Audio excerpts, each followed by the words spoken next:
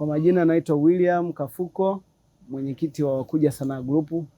Nimekuja mbele yenu ili kuwajulisha kwamba kazi yetu ya Mshangazi tutaisitisha kwa muda mpaka pale tutakapokuwa tayari, kwa sababu kuna baadhi ya changamoto zimejitokeza, kwa hiyo hatuwezi kuendelea.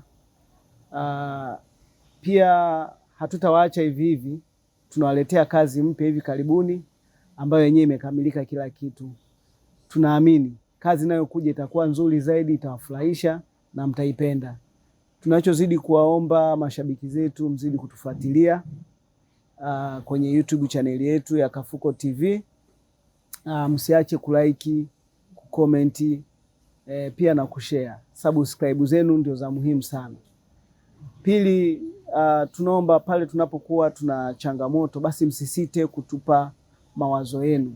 Sisi tupo hapa kwa ajili yenu. Tunapofanya kitu kizuri zaidi, inakuwa ni kwa faida ya sisi wote.